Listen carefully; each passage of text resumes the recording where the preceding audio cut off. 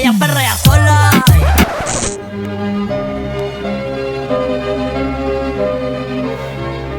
¿Y ustedes, quién les suena más? ¿Ennio Morricone o Bad Bunny? Vamos a verlo.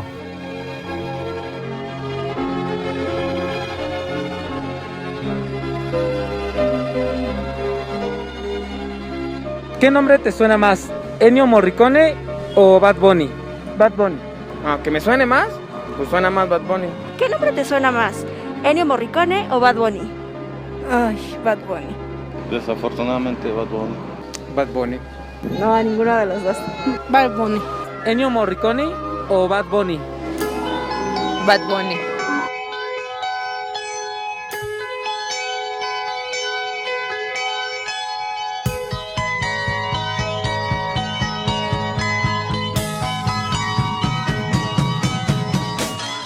Hola, muy buenos días, tardes o noches. Bienvenidos a Mesa Redonda, un espacio en el cual hablamos desde Venus Estatopígeas hasta la actriz porno más candente del momento. Yo soy Poncho Jiménez. Y yo soy Felipe Sánchez y bienvenidos una vez más. Y el día de hoy estamos aquí para hablar de dos eventos que ocurrieron aproximadamente hace 2 meses. El primero de ellos fue justamente y desafortunadamente el fallecimiento de Ennio Morricone, uno de los compositores de música para cine y compositores en general, que pues bueno, deja un gran legado frente a nosotros. Y por otro lado tenemos también el reconocimiento por parte de la Asociación Americana de Compositores, Autores y Editores de los Estados Unidos, que declaró como compositor del año a Bad Bunny, mejor conocido como Bugs Bunny, y que justamente pues nos vino, que cayó como sorpresa y vino que empezáramos a reflexionar sobre, pues bueno, qué está ocurriendo en el mundo del arte. Estamos ante un proceso de decadencia, estamos ante un proceso de un nuevo inicio en cuanto a las artes, y pues es lo que traemos hoy en la mesa, ¿no es así, Poncho? En efecto, Felipe, y bueno, es tal la popularidad de Bad Bunny que tal pudieron ver en las entrevistas del inicio que la mayoría de la gente, o mejor dicho, todas las personas reconocen más el nombre de Bugs Bunny, de Bad Bunny, que de Ennio Morricone, ¿no? Entonces, bueno, en esta mesa redonda nos acompañan... Por un lado tenemos al licenciado doctor maestro en filosofía Joaquín Rubio Salazar. Profesor Joaquín, ¿cómo está usted la tarde de hoy? Pues bien, gracias, aquí feliz de estar otra vez de regreso. Qué bueno que sí les gustó y estoy de regreso, la verdad. Entonces, un gran honor. No, usted sabe que aquí ya es institución, profe. Aquí ya es institución. Espero que no sea por los años la institución, gracias. Por otro lado tenemos también al músico y compositor Pepe Alba. Pepe, ¿cómo estás? Hola, buenas tardes, días o noches a todos. Hola, aquí estamos. Por último, pero no por eso menos importante, tenemos al nuevo agregado cultural de Film Films. Él es director de arte y realizador de efectos especiales, el buen Jonathan López Báez. Johnny, ¿cómo estás? Muy bien, Felipe, aquí la gente está muy loca. Excelente. Pues estamos hablando justo de qué es la decadencia en el arte, pero antes de entrar a temas un poco más robustos, pues me gustaría que cada uno de ustedes me pudiera decir pues qué consideran o qué definición le darían al arte, ¿no? A muy grandes rasgos. Empezamos con usted, profesor Joaquín. Tiene que tocar la académica, ¿no? ¿Verdad? La parte académica tiene que empezar, pero bueno. Eso pues es la eterna pregunta de cuando se habla de qué es el arte. Pues muchos han estado en contra de tratar de definir el arte, porque pues ya meter el arte en una definición, pues es justo evitarle lo que es la esencia del arte e ir en contra de lo que es el arte, ¿no? Porque el arte viene más de una perspectiva mucho más del sentir. Se habla más de que es una forma de mirar y contemplar al mundo desde un punto de vista del que está proponiendo un discurso a partir de diferentes herramientas, sean notas, palabras, imagen, pero pues está proponiendo desde su realidad una mirada y un lenguaje, ¿no? Entonces, esto es el sentido de lo que aquí ustedes también están planteando sobre la subjetividad en el sentido de qué viene siendo el arte, ¿no? Entonces, claro, conocemos la definición griega de lo que es el arte, conocemos el arte popular, que todo el mundo habla de la bonita frase, que lo primero que uno pregunta y lo que nos responde en todo el mundo, entre el tú y yo, el concepto del arte, y por otro lado, pues también lo difícil que es llegar a una definición, lo más complejo que siempre se ha hablado ante tratar de expresar algo que es de lo sensible, meterlo y encasillarlo a una definición, ¿no? Entonces, pues esto yo creo que ahí depende de los puntos de vista, y para hablar de una definición hay mucha gente, y personalmente creo que es una gran traición a lo que representa el arte, igual que lo que es la religión, igual que lo que es la espiritualidad.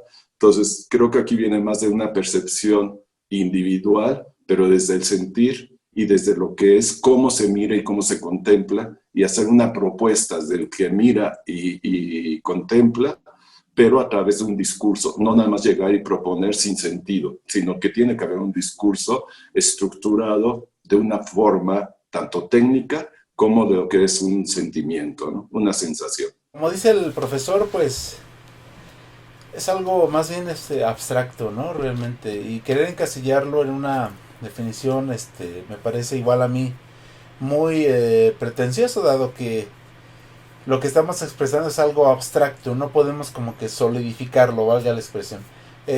Más que meterme en dar como que una definición propia, me gustaría también, y está muy ad hoc, definir lo que llamamos originalmente las 7 bellas artes, ¿no? Que son las artes sin el uso de esta tecnología, valga la expresión, ¿sale?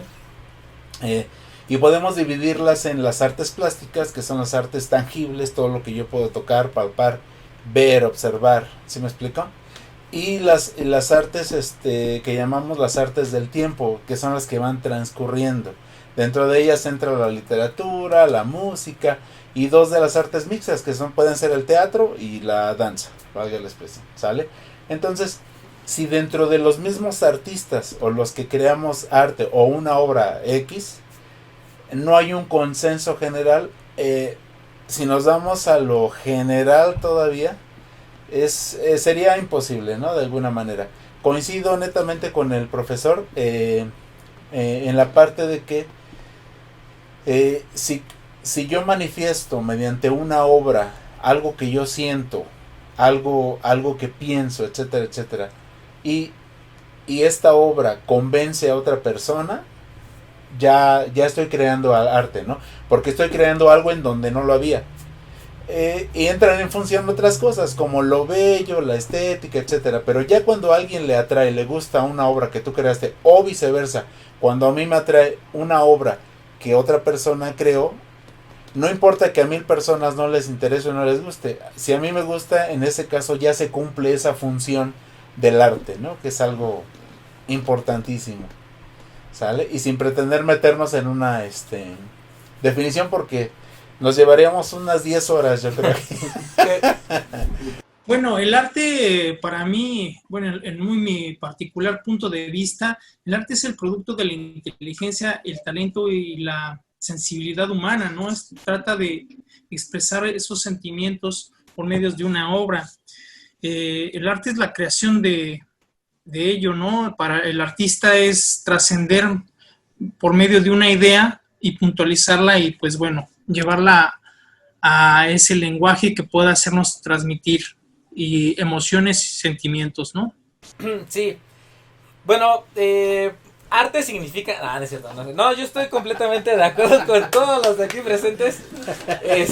Para mí es muy difícil creer que se le puede dar una definición, ¿no? El profe Joaquín hablaba de como la religión, como la espiritualidad.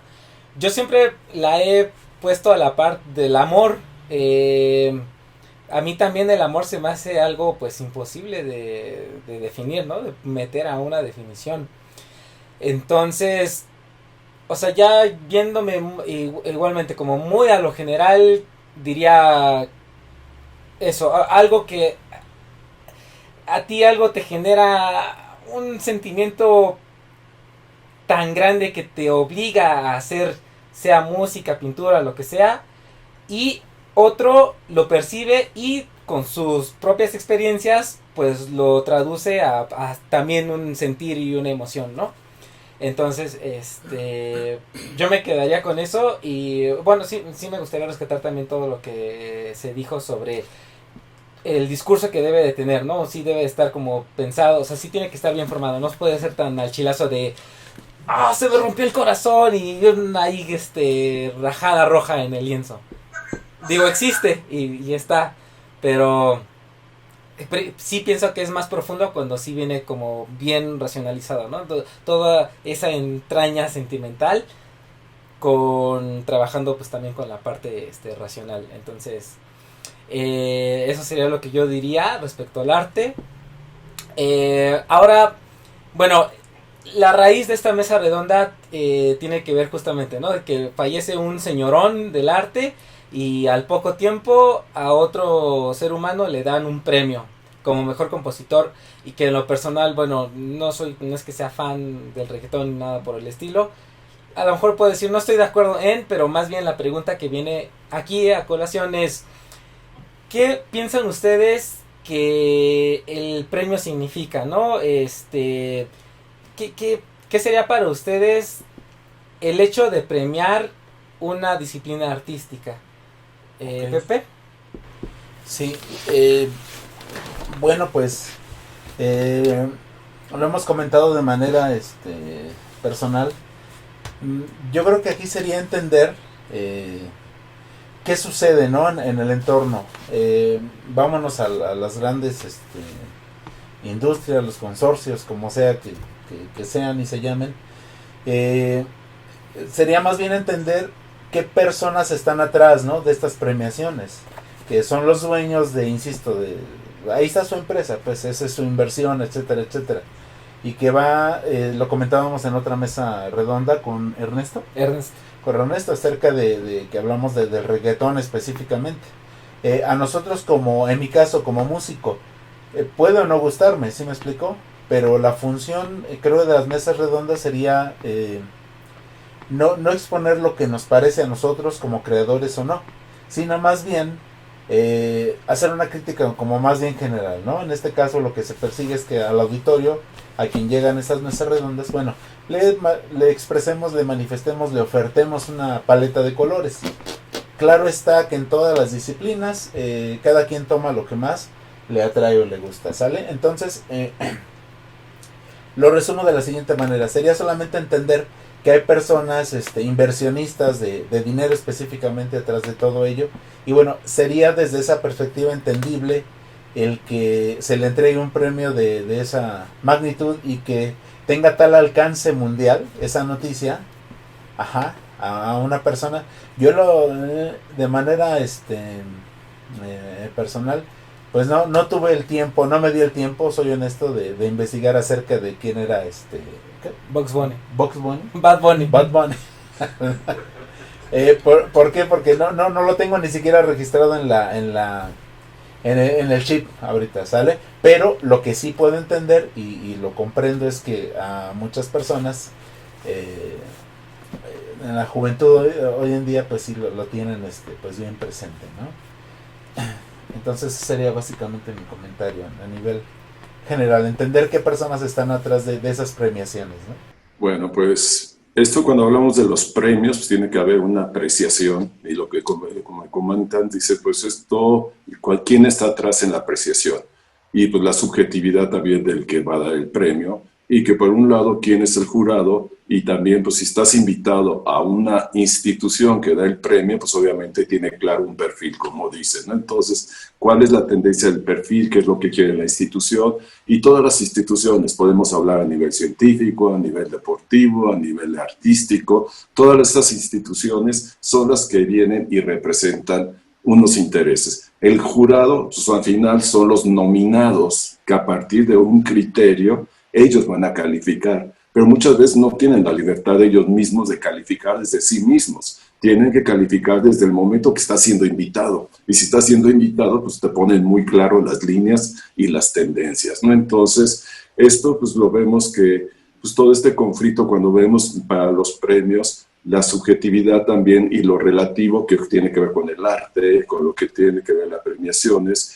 y por qué pues vemos que quienes sí son merecedores y quienes no son merecedores, ¿no?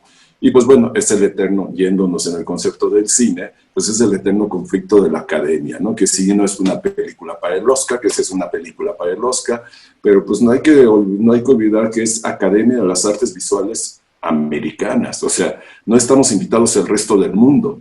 Así como en los Arieles no están invitados los chinos, ¿no? O sea, ¿por qué? O en los Césares no están invitados los checos. ¿Por qué? Porque cada cinematografía habla de una identidad, de los valores y la cultura. Que la cultura americana, que el cine americano haya ido al mundo, pues no es lo mismo que cuando empezó los Óscares en 1927 y los intereses y los perfiles que tienen los Óscares, ¿no? Y nosotros, claro, es que esta película es pésima, no es película de arte. ¿Y quién dice que la Academia va a premiar una película de arte, no? O hablamos, pues sí, ¿por qué? Porque ellos aclaran muy bien, a nivel de terminología, artes visuales. Y para artes visuales, para ellos son efectos especiales. No estoy hablando de arte, no estoy hablando, eso le toca a los europeos, no a nosotros, ¿no? Entonces, nuestro cine enaltece nuestros valores, como cualquier cinematografía enaltece nuestros valores. Que nos creamos que tenemos el derecho a juzgar las películas americanas porque están en el mundo, pues no tenemos el derecho, porque esto tiene que ver con los intereses de una sociedad y de una mentalidad. Como también en los premios, en el premio Nobel, ¿no? O sea, en ese sentido, llegas al premio Nobel, sí, está toda una academia de gente preparada, pero al final tiene un perfil. Y eso se ha criticado mucho también los premios Nobel. O sea, ¿cómo llega Obama y le dan el premio si apenas acaba de llegar?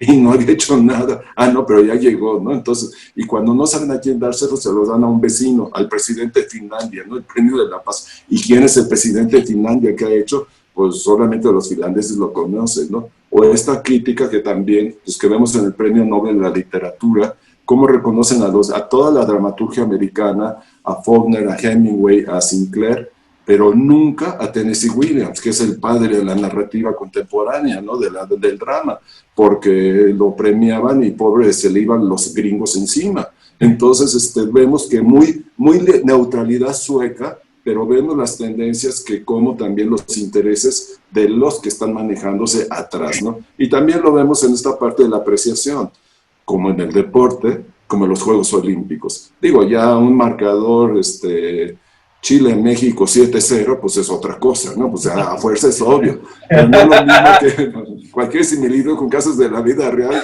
pues ahí están las pruebas, ¿no? Que si fue, no fue, que si fue penalti, no fue penalti, que nos lo robaron, eso es otra cosa, ¿no? Pero hay un hecho en el cual se puede ver. En cambio, cuando vemos gimnasia, clavados, son deportes de apreciación. Y como muchas veces vemos que obviamente tienes a un juez mexicano y obviamente si el rival es italiano, le va a poner 3 y el italiano le va a poner al mexicano 2. O sea, todo ese sentido de la apreciación también tiene que ver con ciertos intereses, ¿no? Y además, si alguien quiere que se enarbole una imagen, se va a enarbolar esa imagen, ¿no? Los intereses que están atrás también. Entonces, los jurados terminan a final de cuentas siendo los que van a tener que defender los intereses de los que están allí y los que los están llevando, ¿no? Y eso pues hasta lo vemos también, hablando de esto, en esta situación de que hablamos Morricone y Bad Bunny, pues ¿qué es lo que pasa? Cuando pasó en el Festival de Cannes, que muchos se impactaron, que como Clint Eastwood le da el premio a un jovencito que nadie conoce, que se llama Tarantino, y un director que viene como Kieslowski con rojo se va con las manos vacías, ¿no? Entonces, y todo el mundo, ¿cómo es posible eso? Y Clint Eastwood. Entonces, ¿cómo un director que enaltece la fraternidad, nadie lo quiere? Y cómo del que enaltece la violencia, pues fue un gran marketing, ¿no? O sea, las tendencias están claras, ¿no? Entonces, por eso Kieslowski se retiró y dijo, pues yo ya entiendo que mi discurso, yo estoy fuera de este mundo y me voy, yo ya no firmo. O sea, y mientras pues hay una nueva estrella que nace y es una nueva generación, ¿no? Hoy todo el mundo conoce a Tarantino. Los románticos conocemos a Kieslowski, ¿no? Entonces todo tiene que ver también los intereses, como decía, quién está atrás y cómo se califica a partir de ciertos parámetros. Que parece que hay una libertad, pues sí, pero atrás siempre hay una exigencia, ¿no?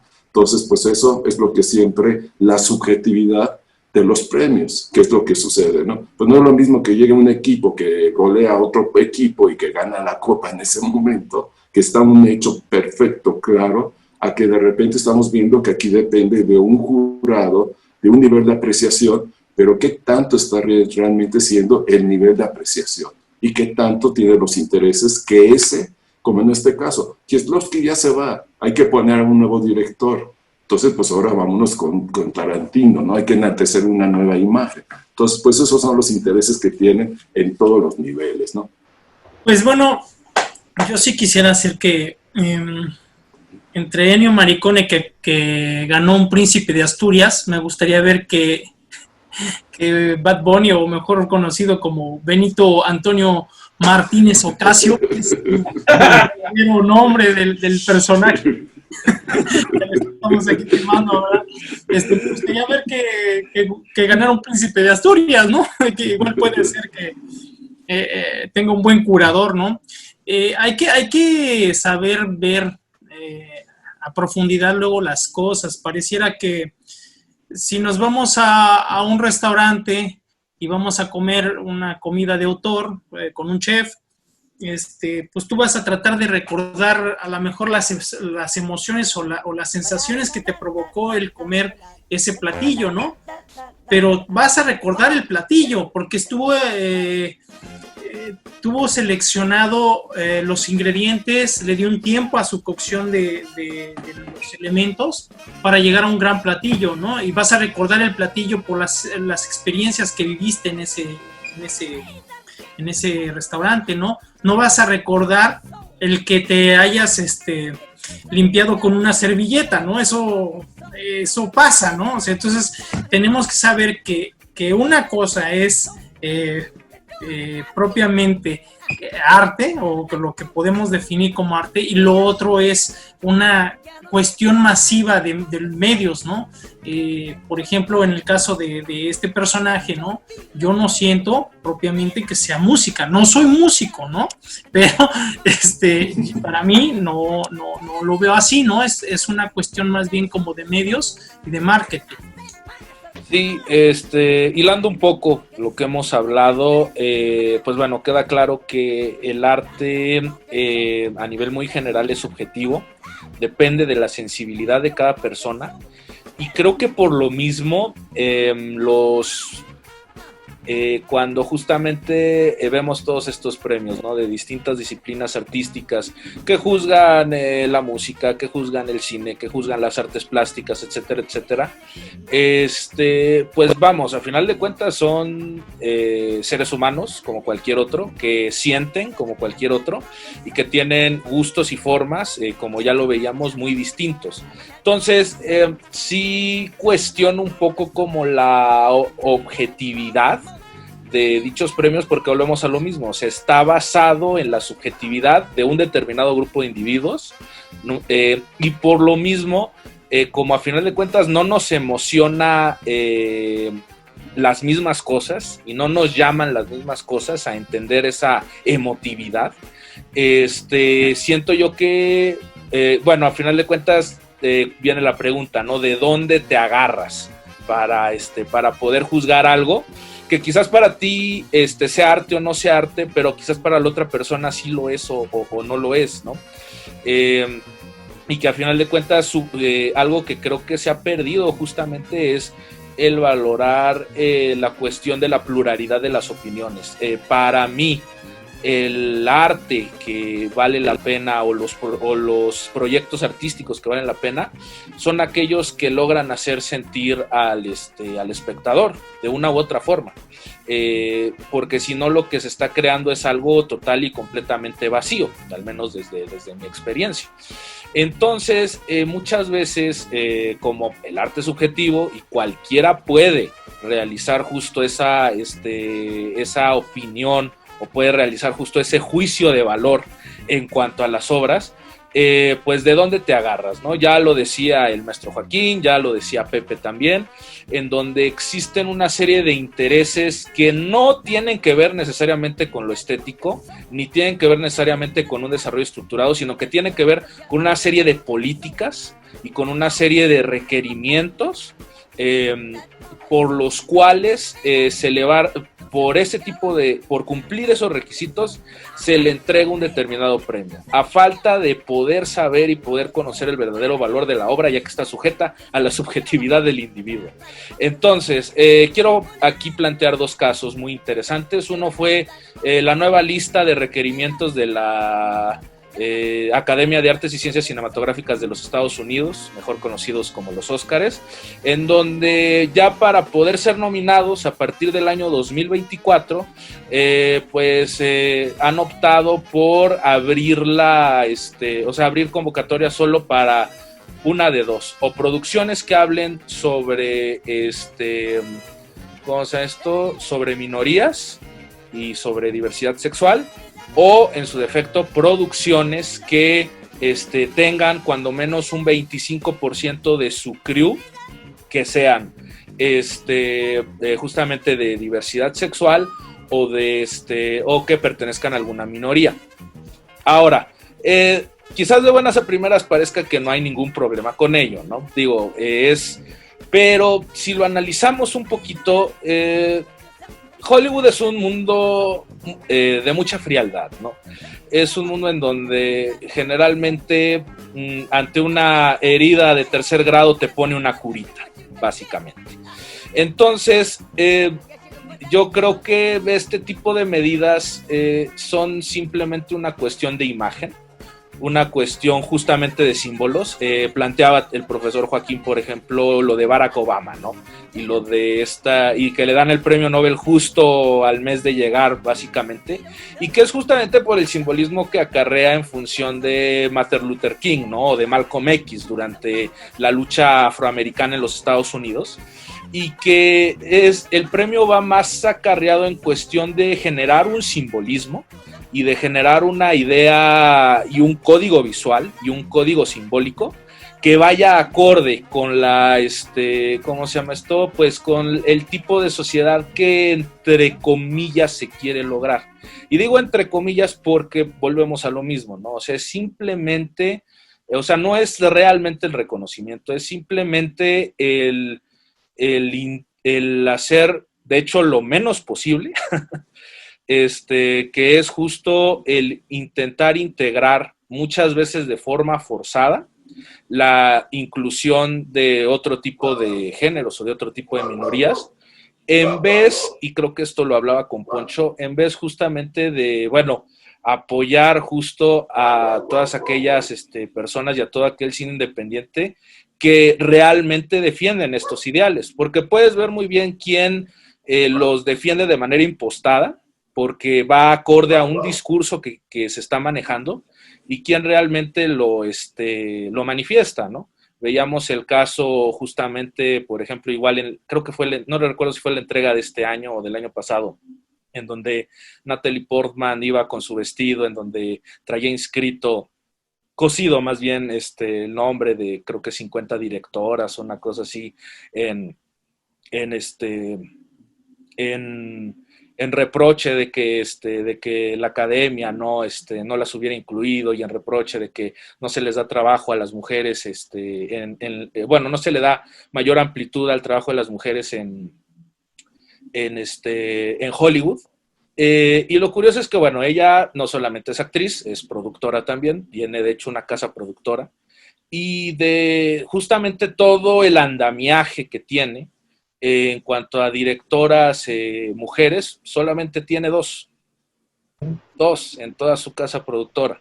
Entonces, la pregunta aquí es, está chido tu cotorreo, pero realmente, ¿qué estás haciendo para mejorar las condiciones de las mujeres dentro de Hollywood? ¿Me explico? O sea, sabiendo que tú tienes el poder para hacerlo. Y volvemos a lo mismo, ¿no? Es esta cuestión frívola de simplemente plantear este tipo de situaciones. Y por otro lado, la otra cuestión que quería comentar, y y bueno, aquí tal vez me deshilache un poco, fue la premiación que le dieron, la premiación de Michel Franco en el Festival de Venecia, por el, creo que es el Leoncillo de Oro. Y que, pues vamos, con todo respeto, perdón, pero Michel Franco se me hace como un junior al cual le han regalado un Ferrari y que bien o mal no sabe sacar como que toda la potencia del mismo, ¿no? Ya lleva creo que 7 películas, si no me equivoco, y la verdad es que sigo sin saber qué es lo que le ve la crítica internacional. Probablemente se deba a que es de los pocos cineastas mexicanos que ha podido, junto con la empresa en la que trabaja, Mantarraya, abrirse paso dentro de los principales festivales europeos, que pues básicamente él junto con sus compadres, Amad Escalante y Carlos Reigadas, pues hacen básicamente cine de festival, ¿no? Cine de exportación, principalmente a Europa, y en donde creo yo que sigue existiendo, por un lado, esta cuestión elitista, en donde básicamente quien puede hacer cine o quien puede hacer arte es quien básicamente nació en cuna de oro o en una posición económica más o menos estable, y que justamente pues tiene los medios y tiene los recursos pues para poder llegar. Y bueno, en lo personal, para mí, y con todo respeto, la neta, Michel Franco se me hace un cineasta mediocre, un cineasta que está dentro de una burbuja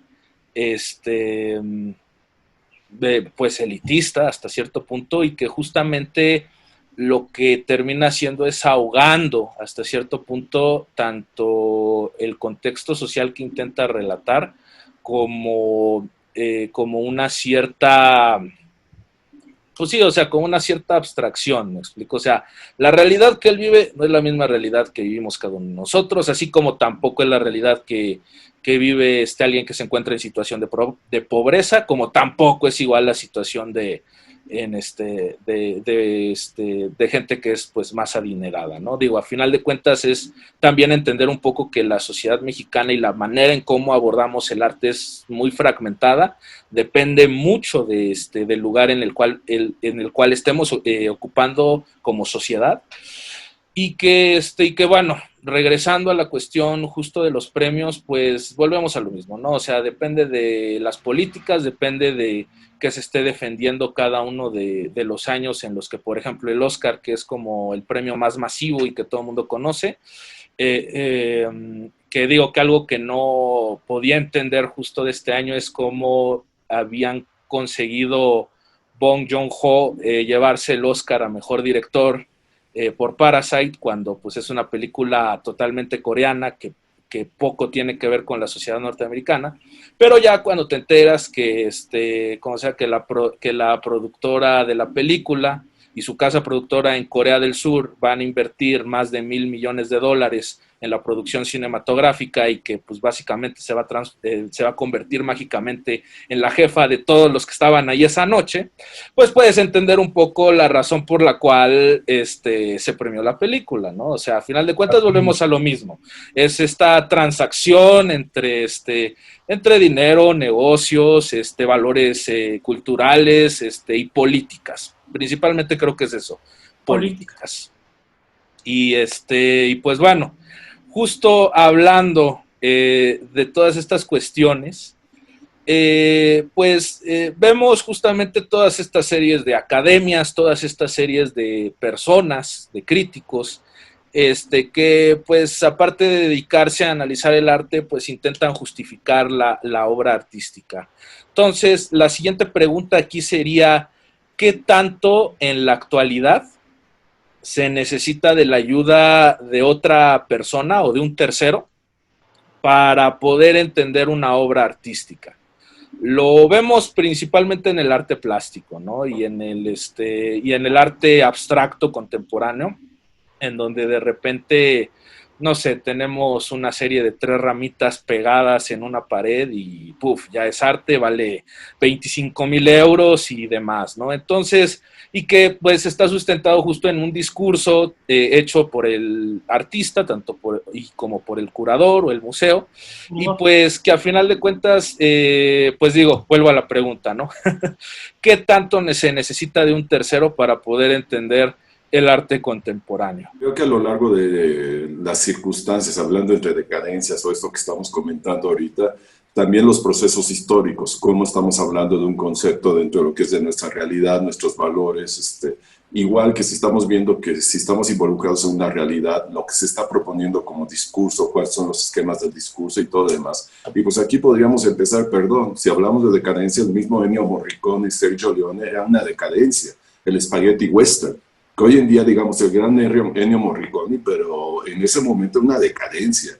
¿Cómo venían los italianos a enseñarle a los gringos cómo se vende un western y cómo se hace un western? Nada más que, claro, aquí todos son guapos, bellos, estéticos, Apolos y todo lo demás y todo esto, y la música de Ennio Morricone pues era en esta forma de encuadrarlo, ¿no?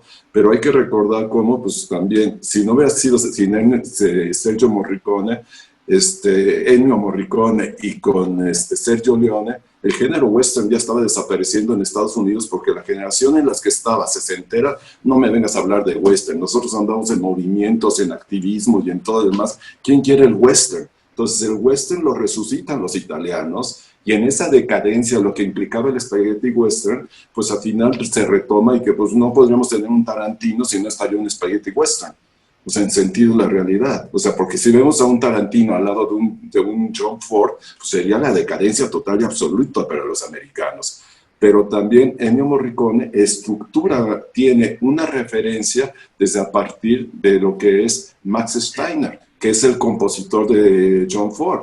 Entonces, ¿qué pasa? Sin John Ford no estaría Ennio Morricone haciendo esta visión de bueno, malo y feo, ¿no? Y esa composición y cómo se argumenta la cuestión. Y en ese momento Ennio Morricone, pues era, ahorita que estamos hablando, que me gustó cuando ustedes plantearon el tema, dice, pues sí, pero Ennio Morricone en su momento era considerado como vomitivo. O sea, ¿cómo es posible que haga ese momento? Hoy en día es claro, el gran Ennio Morricone, pues de los 60 para acá, digo, todo lo que no hizo, ¿no? Pero en su momento Sergio Leone y esto casi los expulsan. No los expulsaron porque los expulsaron de Italia, pero no casi, pero pues ¿qué vio Italia? Resultó magnífico dinero para Estados Unidos hacer este concepto, ¿no? El concepto del marketing. Y los gringos, pues mira, ahora llegan y nos hacen un cine, un western, pues qué maravilla, o sea, ahora los importamos y ya no nos preocupamos por esto, ¿no? Entonces, esto pues también, para tratar de entender qué es la visión del discurso, pues también hay que pensar que si hablábamos de lo que es la apreciación de la mirada de un individuo hablando sobre su realidad, las realidades se van cambiando, se van transmutando. Entonces no podemos seguir. El primer símbolo de la decadencia y la presencia de la decadencia es tratar de mantener los mismos valores de una estructura cuando la sociedad y el concepto va cambiando de la sociedad y la transformación de la sociedad. Y que querramos seguir con esas mismas estructuras, pues eso ya es decadente. Como ahorita todo el mundo, es que no puedes salir. Pues ubícate, pues estás en este contexto ahorita, pues ya dentro de 2 años saldrás o dentro de 1 año, pero ubícate en la realidad. ¿Por qué? Pues sí, qué bonito el romanticismo, pues sí, pero pues qué bonito era el antes. Hoy en día es otra. O sea, es más decadente que el que anhela y que no se ha ubicado en su realidad, que el que dice que plantea que el otro, pues era lo auténtico también, ¿no? O que esto es decadente, estar encerrado, ¿no? Entonces, esto, pues ahorita que hablamos hoy en día, la complejidad que ha tenido el arte contemporáneo, pues esto simplemente cuando vas a la feria del arte, allá City Banamex, ahorita que estabas hablando, que todo el mundo llega, que seas que si la ramita y todo lo demás. Hoy en día no nada más es el arte refleja un pensamiento. Y hoy en día, ¿qué es lo que hemos visto? Tenemos que ser tremendamente complicados. Parece que todo es sencillo, pero tiene que ser, la mentalidad moderna tiene que ser complicada. Y yo siempre les he dicho, y a ustedes se los comentaba muchísimo, lo más complejo del arte es llegar a la sencillez. porque siempre olvidamos la sencillez desde un punto de partida. Entonces, si ahorita vamos a hacer una composición, como hablamos de Ennio Morricone, que hace una composición a partir de Steiner, pues sí, pero Ennio Morricone tuvo que crear una visión, unos acordes totalmente diferentes, tuvo que meter instrumentos diferentes que Steiner para darle todo esto, ¿no? Muchos por eso lo consideraron decadente, pero en su momento era un innovador. Entonces, ¿qué es lo que pasa? En ese momento tal vez las propuestas, como ahorita decías, pues si tengo aquí las 3 ramitas y si esto, hoy en día el arte ya no es contemplativo. Primer momento, hay que entender eso. El arte ya no es contemplativo. ¿Por qué? Porque el arte tiene que ser explicativo. Porque además una cosa es lo que yo estoy proponiendo, que eso pues me daba risa aquí, que a ustedes les comentaba alguna vez, que era lo que eran las vaquitas aquí en Reforma, ¿no? Entonces, ¿qué es lo que veías? Las vaquitas que pusieron, tú veías la vaca desde de estos que pusieron ahí la exposición de que 40 artistas hicieran con una vaca, con un objeto, lo que hicieran, lo que quisieran hacer, pues te daba risa porque tú lo veías desde lejos, era una cosa, te ibas acercando, te iba apareciendo otra cosa, leías el título de la obra, dices, ¿y dónde está esto? Y empezabas a reflexionar. Entonces, esto desde lo que vemos de la contemplación, a lo que lo empiezas a apreciar al título, que también lo que estamos acostumbrados, y que eso es una decadencia. El título tiene que resumir la esencia de la obra, porque eso es lo que nos ya desde ahí que ha hecho el arte contemporáneo. No, el título no resume la obra. ¿Por qué? Porque ya es decadente, porque todo el mundo lo que va a ir a buscar es esto. Y eso, pues perdona, que mencionabas ahorita, Japón. ¿Y dónde está Japón? Y decir, como les dije una vez, si ven en Japón esta película, nos van a declarar la guerra, porque ¿dónde está Japón? O sea, lo van a demandar por utilizar un nombre que no tiene que ver nada. Claro, ¿qué es lo que empiezas a reflexionar? ¿Y dónde está Japón? ¿Y por qué se llama Japón? Eso también es lo que sucede hoy en día con el arte.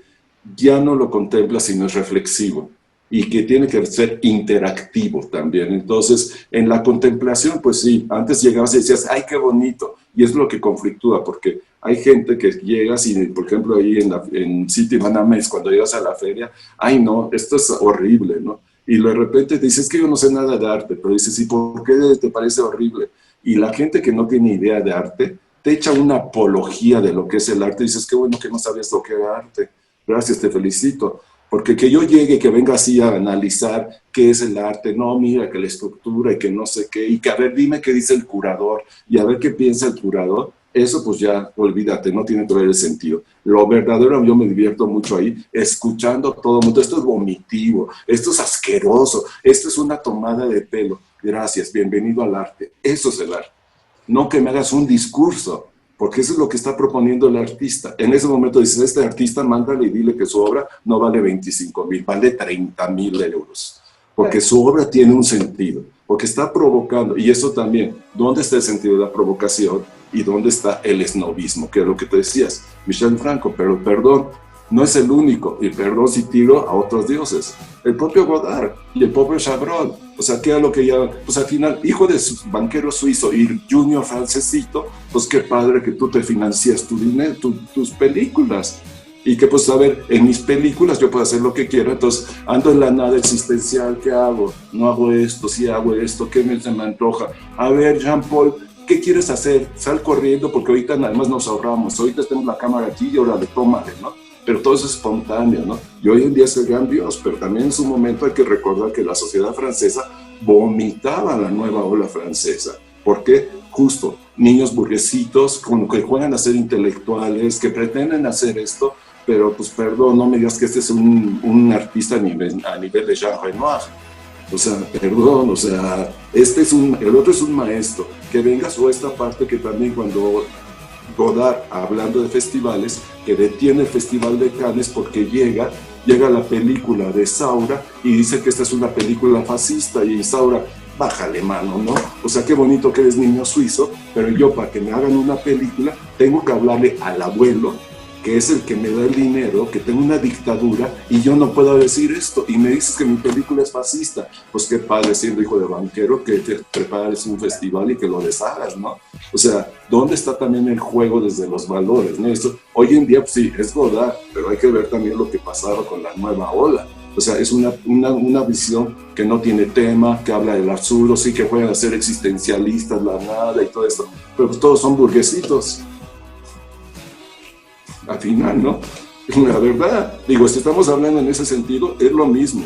Perdón, Michel Franco que Godard. Y también hablamos que era lo que la cuestión que era, pues, los impresionistas. Todo el mundo ahorita el impresionismo fabuloso, todas las ovelitas que hemos dicho, las flores y todo el demás. Pero hay que recordar que cuando vino el primer Salón de París vino los impresionistas, casi queman el salón, el Gran Palais, porque era obsceno y era inmoral lo que estaban haciendo, ¿no?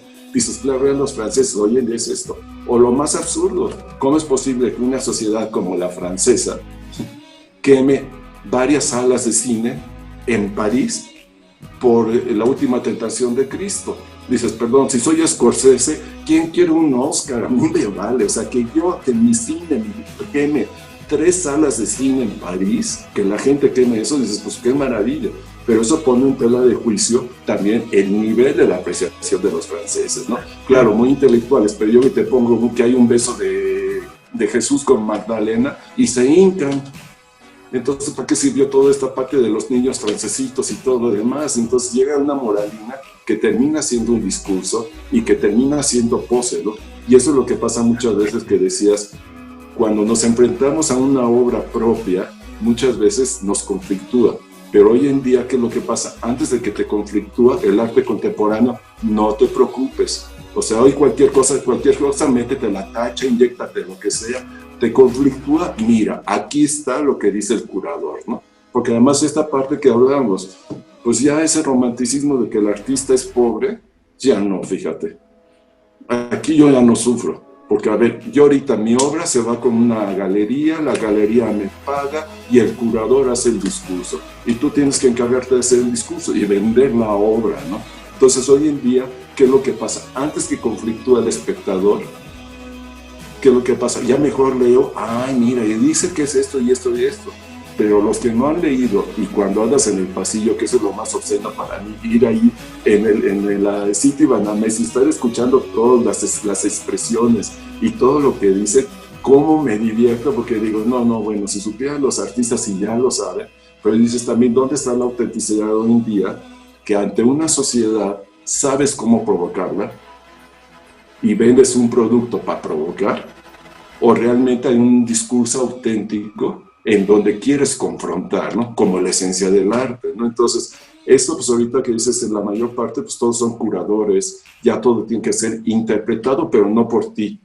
Y hasta eso estamos en este momento donde hasta en el arte ya nos dicen cómo tenemos que sentir, ¿no? Si hablabas de qué es lo que tenemos que ver, qué es lo que tenemos que analizar, ¿no? En la academia o los premios Nobel también, a nivel de química, ciencias y quiénes son los científicos que nosotros determinamos hacia dónde van y cuáles son las tendencias, ¿no? Y a partir del científico que yo determino, a partir de eso se sigue toda una tendencia. Entonces, pues eso también es interesante, la subjetividad y el nivel de apreciación que hoy en día ya el espectador no está dispuesto a tener esa expectativa, no se quiere exponer.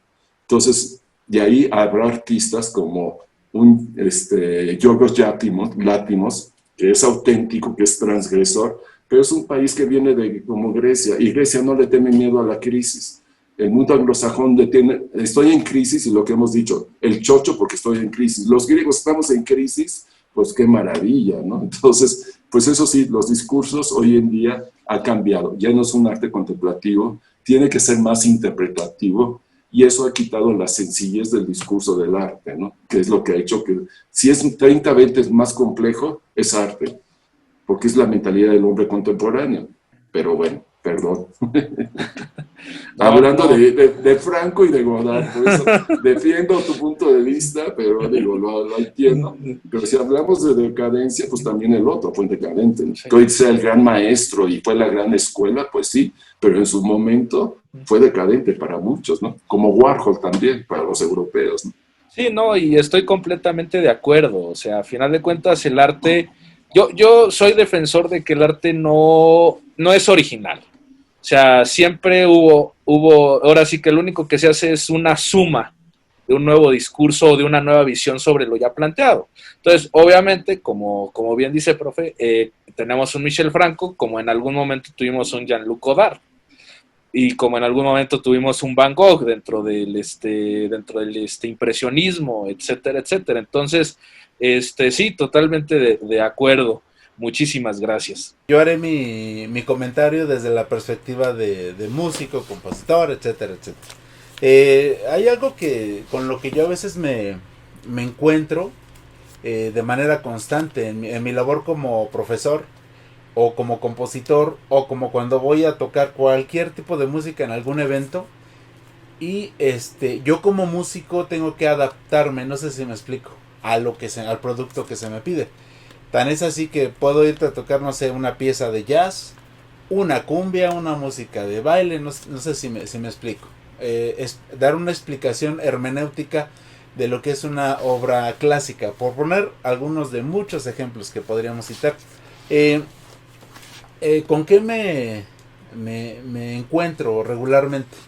Con que las personas, rescatando algunos de los puntos que comenta el profesor, es chistoso, pero también para mí es divertido y es hasta morboso hasta cierto punto ver cómo hay muchos críticos que dicen, no, sí, Beethoven, Claude Debussy, etcétera, etcétera. Es un poco complejo el hacerles entender que, bueno, oye, ¿de dónde bajaste esa información? No, pues que de Wikipedia, etcétera, etcétera. Pues, y qué bueno que cité hace un rato el cómo suceden algunas de lo que llamamos las bellas artes. Rescatando algo de lo que comenté hace rato, solo me gustaría hacer una pequeña diferenciación. Las artes plásticas, así se les denominaba hace mucho tiempo. Hoy en día se les denomina también artes visuales, pero ya también artes visuales en la actualidad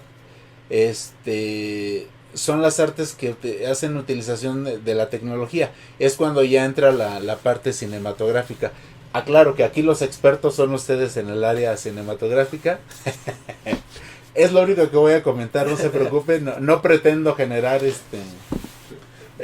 ruido ahorita. Y bueno, retomando el punto, les decía, regularmente con lo que yo me encuentro es con esa parte del comportamiento humano que intenta convencer a los otros que su realidad es la realidad. No sé si me explico. A veces uno tiene su realidad. De hecho, yo como músico les podría decir que a lo largo de la carrera, que es una carrera extensa, casi 10 años de la carrera de licenciatura, te vas topando con profesores que te dicen, oye, tú no escuches ni nunca toques, por favor, una cumbia, una quebradita, no toques rock. Y a lo que voy es a que cuando ya estás en la realidad, como bien dice el maestro, oye, si yo voy a ser un puritano que solamente voy a vivir o pretendo vivir de lo que estudié, discúlpame, o sea, no, no, porque el artista pues debe de empezar a generar, y el que tú hagas muchísimas cosas a lo largo de tu carrera, pues bueno, te va ampliando esa paleta de colores. Hablando en el plan de ingresos, pues te va generando bastantes ingresos de aquí, de allá, etcétera, etcétera. ¿Por qué comento esto? Porque a veces, insisto, esa parte de la adaptabilidad de uno como artista es muy importante, ¿no? Para congeniar con muchísima gente en el aspecto y a nivel social. No sé si me explico a dónde quiero llegar. Tal vez Ennio Morricone en algún momento lo hizo. A lo mejor él quería componer otro tipo de música, pero parte del éxito que habría que reconocerle tal vez es que accedió y se adaptó a quien lo contrató para pagarles. Si Ennio Morricone hubiera dicho no en ese momento, créanmelo, ahorita no estaríamos hablando de él, tal vez estaríamos hablando de otra persona, ¿no? De otro compositor. ¿Qué tanto el artista se tiene que apegar a su obra, no? O sea, ahorita como que dices eso, igual me llama mucho la atención, porque ¿qué tanto el artista debe manejar una estética y una esencia de su, incluso hasta de su propio ser, ¿no? Y qué tanto permites que eso permee a lo que tú expresas, ¿no? O sea, si entonces dicen, bueno, pues no me gusta el reggaetón, pero pues voy a tener que tocar reggaetón porque es lo que está de moda, digo, podría ser que tú trascendieras si compones música clásica o no. Te soy honesto, aquí está Ponchito a mi lado, lo hemos corroborado en alguno o algunos cortometrajes en los que he colaborado componiendo la música. Si por mí fuera, así Pepe Alba, si por mí fuera, yo me dedicaría a estar componiendo y tocando puro jazz y música clásica. Si por mí fuera. Sin embargo, la oferta de ingreso, créanmelo, en un 50% al menos, está en ejecutar música como el reggaetón, como una salsa, como una cumbia, música de eventos, o a veces cuando vas a acompañar a alguien que es una presentación de 1 hora, pero en este caso, Johnny, ¿verdad? Sí. La parte adaptable, que es yo creo que la parte importante que estoy resaltando, es en la que uno como artista a veces también tiene que quitarse como que esa armadura, así me explico, de puritanidad, valga la expresión, y vamos a entrarle. ¿Por qué? Porque si no, créanmelo, nuestra crítica estaría centrada, la misma crítica de nosotros sería un poco elitista en ese aspecto, si solo estamos centrados en lo que yo aprendí o lo que creo que me intentaron decir en la parte académica, ¿sí me explico? Hay que enfrentarse al mundo real y creo que en parte contesta en automático la pregunta. Sería muy padre, o sea, vivir solamente de eso, de hecho es algo que a mí me agrada muchísimo, componer en el área clásica, en el área del jazz, que a mi parecer son los dos grandes integrantes y papás de casi todos los estilos que van o han surgido después de ellos. Bueno,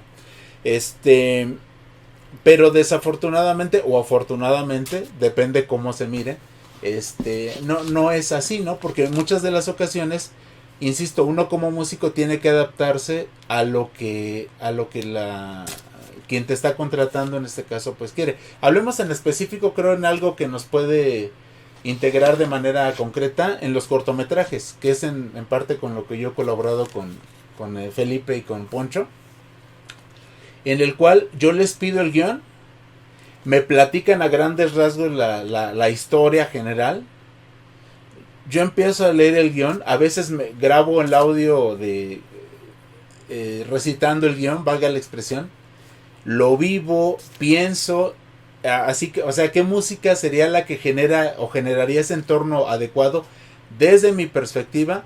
Y aquí que están los dos presentes no me dejarán mentir. Lo que hago es hacerles 2 ofertas al menos de sonidos que puedan nutrir a cierta escena. ¿Sí me explico? O sea, no solamente les doy lo que yo creí, sino 2 ofertas al menos de posibles sonoridades. Desde el ámbito musical, a esto le llamaríamos la sonoridad, que generarían o enriquecen ese entorno que ellos quieren desde la parte visual. Oye, y le das las 2 opciones y ninguna de las 2. Y si ninguna de las 2, les digo, ¿saben qué? Hasta ahí. No es cierto. No es cierto. No, procedemos, ¿sabes qué? Entonces, que me vuelvan a explicar más o menos qué entorno quieren. Y entonces yo procedo a decirles, bueno, mira, ¿sabes qué? Y esto nos remite a algo que comentó Felipe hace un rato. Hay una serie en la parte docente le llamamos conocimientos y saberes previos, en la cual yo les digo, mira, si no te funcionó esto, entonces mira, ¿por qué no me das o me presentas una obra que ya exista como un modelo más o menos de lo que sonoramente quieres? Y ya yo parto de ahí, la tomo como referencia y empiezo a hacerle algunas adecuaciones, ¿sale? ¿Cuáles son esas adecuaciones? O en función de qué van, del lapso de tiempo que ellos necesitan de música, qué tipo de escena es una escena agresiva, esto desde mi perspectiva, claro está, como músico, es una escena agresiva, es una parte muy venial, es una parte espiritual, entonces ya procedo a escoger efectos, los tiempos de protagonismo de cada instrumento y muchos etcétera. Es algo 100% pues abstracto, ¿sale? Y bueno, retomando el punto que estaba comentando hace un rato, fíjense, así como el profesor Joaquín, voy a citar 2 breves ejemplos. Uno de ellos es Ludwig van Beethoven, Luis Beethoven, y el otro es Claude Debussy. Ajá. Voy a citar al más cercano a nosotros en la parte cronológica, que es Claude Debussy, del cual surgieron muchos escritos de analistas y críticos citando la pregunta en concreto, que decían, ay, tenemos al famosísimo Claude Debussy, el francés impresionista por excelencia. El comentario que hizo Claude Debussy a todas esas críticas, ¿saben cuál fue? Fue de que eran una bola de estúpidos tontos y que a él nunca le habían consultado si era o no impresionista. No sé si me explico. El impresionismo inicialmente fue en función de una serie de obras plásticas. Sin embargo, a Claude Debussy, como coincide su música, y su música fue un parteaguas, fue un contraste con lo que venía anteriormente, muy ad hoc a esta parte abstracta y de meditación, como bien dijo el profe, pues unos chochos y lo que tú me digas, pero no quiere decir que él inclusive catalogara su música como impresionista, ¿no? El impresionismo, yo creo que más bien por parte de los críticos fue una idea o una pretensión de agarrar un tipo de música y decir, pues esto es impresionista porque esto nos gusta para este tipo de obras plásticas. Ajá. Y el otro es Beethoven. Hoy en día podemos hablar que de la novena sinfonía de Beethoven, los 5 conciertos para piano, las sinfonías fueron 9, el sordo no oye pero bien que compone, etcétera, etcétera, ¿sí me explico? Y breves detalles, Beethoven, por ejemplo, contrario a lo que piensa una gran mayoría de auditorio, es que él no fue sordo toda su vida. De hecho, 30 años tuvo un oído pues funcionando bien, ¿sí me explico? Los otros 27 años, es curioso, pero las obras creo que más representativas e importantes de este personaje en la historia de la música, las compone ya estando sordo, ¿sí me explico? La novena sinfonía, que tiene una duración de aproximadamente 1 hora 20 minutos, la compuso completamente sordo. Eso sí, se tardó aproximadamente unos 7 a 9 años más o menos.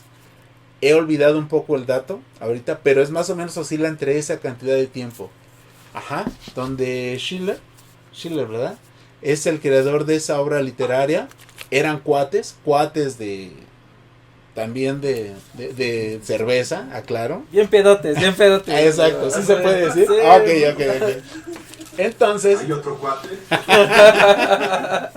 Y bueno, fíjense, Beethoven, hoy en día podríamos ir a una sala de conciertos y ¿qué creen?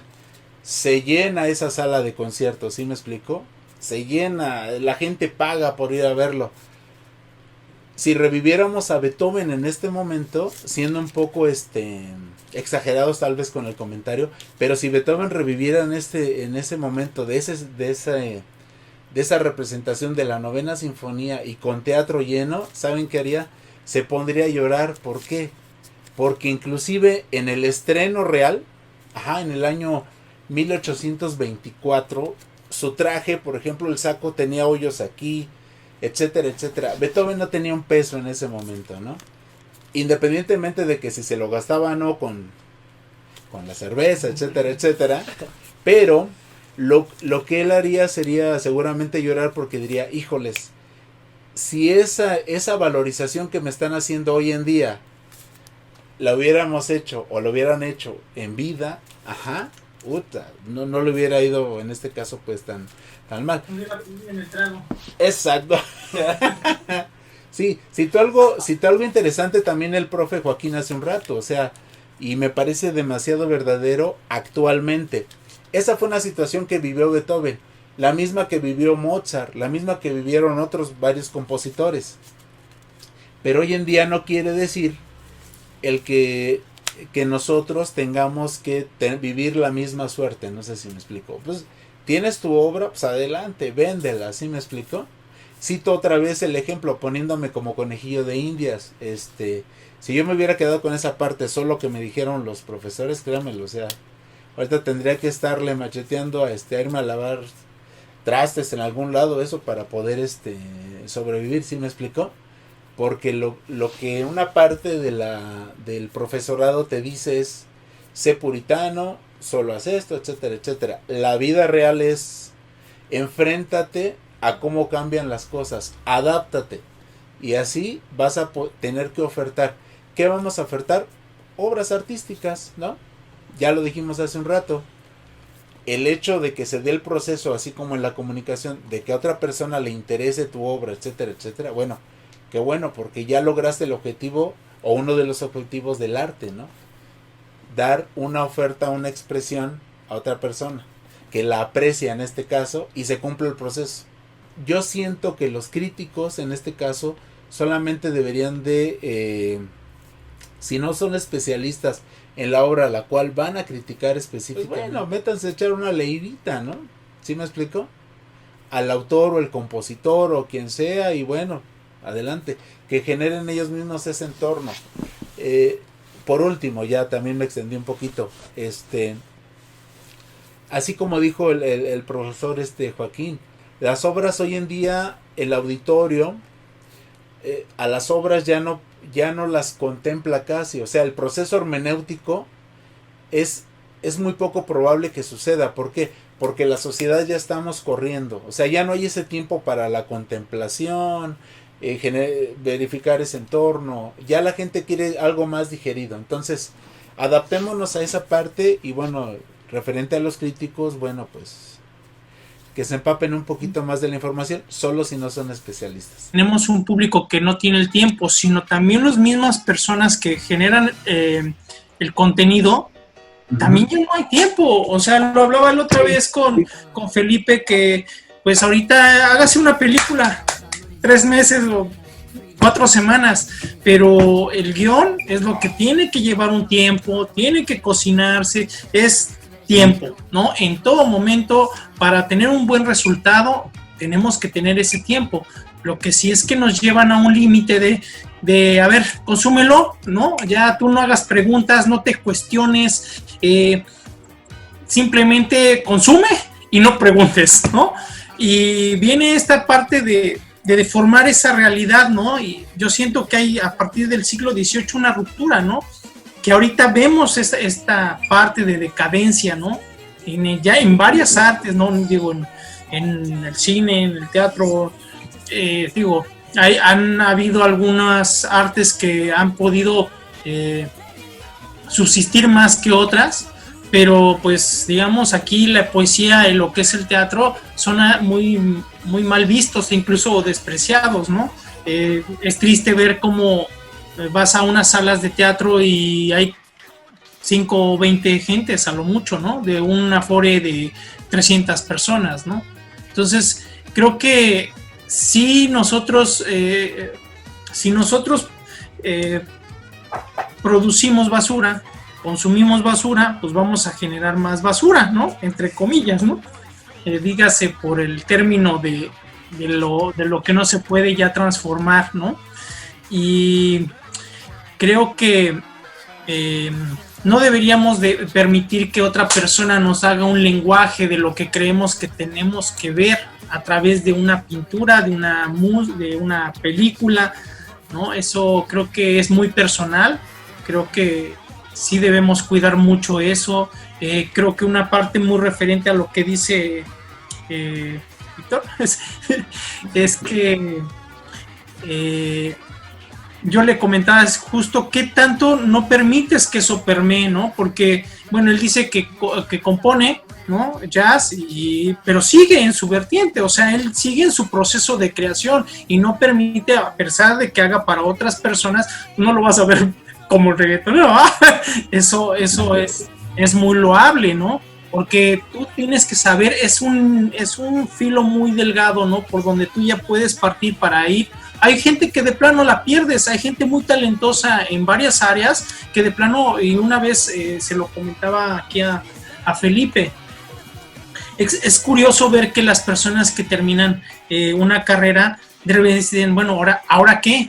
¿No? Entonces ya terminaste lo más difícil, pues ahora dedícate a generar tu propia obra, exacto. Y lo que están pensando es hacer un trabajo para otra persona. Entonces ya ¿dónde queda tu esencia? ¿Dónde queda tu diálogo interno? ¿Dónde vas como potencial creativo? ¿No? Entonces sí es valioso el que nosotros podamos llegar a expresar lo que nosotros necesitamos, no tanto por una cuestión de medios, ¿no? Sino que lleguemos a plantear bien un discurso y sea bien entendido, aunque sepamos que es difícil, ¿no? Es que me quedé clavado muy con la parte de lo que mencionaban al momento de escuchar a otras personas como de, esta basura y este tipo de cosas que es una grosería, ¿no? Porque pues a mí también me ha tocado ser yo el que dice, que esto es una mentada de madre, maldita sea, ¿por qué hacen esto, no? Y ahorita ya no me deja de girar la cabeza como en revolucionar la forma de apreciación. No sé, está muy divertido y es algo muy de verdad interesante.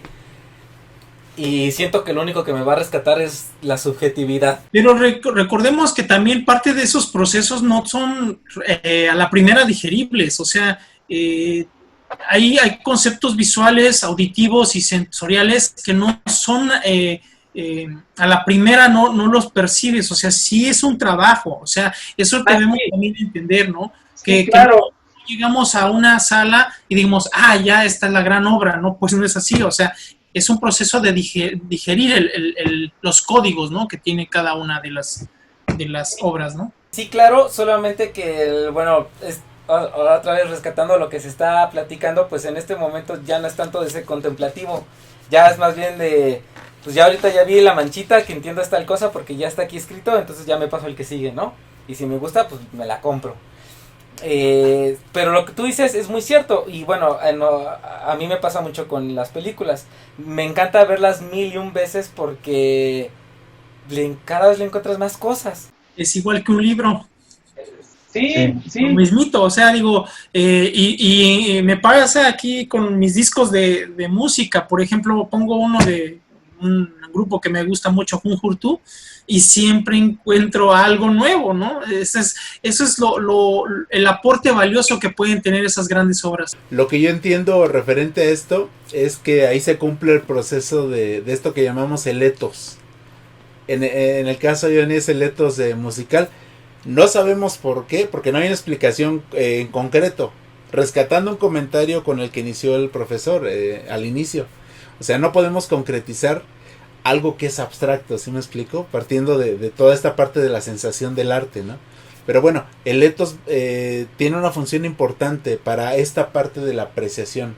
Fíjate, el cómo, en este caso que comentaste de este grupo, el sonido entra por aquí y pasa para acá. Y hay otra parte del proceso que se da así, entra por el oído, pasa por acá, hay un revoltijo y ahí es donde ya se nos pierde, ¿no? Porque tratamos de interiorizarlo, racionalizarlo, y me gustó lo que comentaste, ¿no? De que hay aspectos visuales, auditivos y sensoriales, ¿no? Está muy padre, pues, ese punto. Sí. Perdón, Poncho, por la interrupción. Ahorita lo que tú dices, o sea, yo creo que lo que pasa aquí es que tratas de obligarlo a que se adapte a tu propia realidad, de lo que se ha estado platicando todo este rato. Cuando a veces no es tan necesario, no sé si me explico. Pues sí. Ahora, bueno, en concreto con la pregunta, otra vez, bueno, ya me agarro la subjetividad. Pues en la escuela se nos clavó mucho en el cerebro y en el corazón que nosotros no teníamos por qué explicar nuestra obra.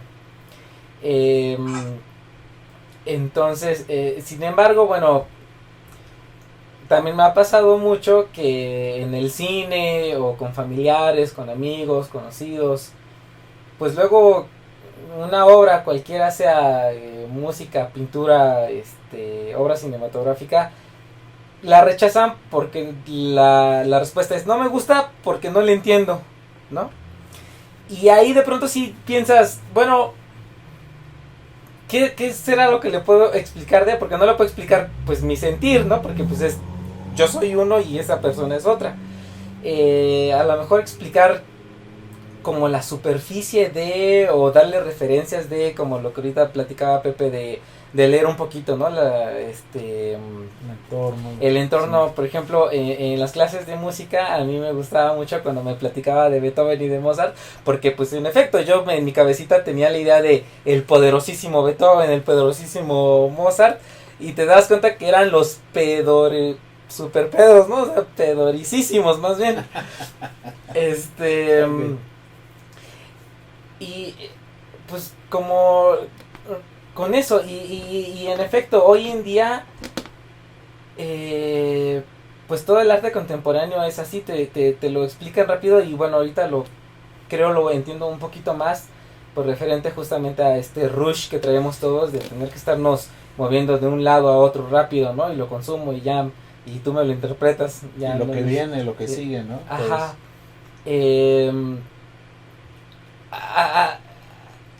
Así por ejemplo, una vez, a mí me gustan mucho las cosas del pasado, ¿no? Yo soy como bien fan de objetos, por ejemplo, prehispánicos, así, porque cuando los veo, me emociona un montón pensar que eso lo agarró alguien hace pinche 1000 años, ¿no? Así, me emociona mucho. Y un día en San Ildefonso encontré una exposición que decía güeyes del pasado, y dije, ay, me voy a meter. Y entonces entré y era de arte contemporáneo, ¿no? Y era así de arte conceptual. Y nada que ver. Ajá, y bueno, ahí fue donde me di cuenta de que justo no entendía la obra con su título, y la chica que nos estaba dando el recorrido era la que nos explicaba todo, ¿no? Y entonces ya podías comprender, y ya en ese momento de mi vida yo decía, bueno, pero es que ¿por qué necesito que me expliquen, no? O sea, en teoría esta cosa solo debería a mí hacerme sentir algo, y si nada de estas cosas por así solito me hace sentir, entonces soy yo como el que está fallando o no. Pero ahorita ya más bien ya me rescato una vez más en la subjetividad de que pues cada quien, ¿no? O sea, así que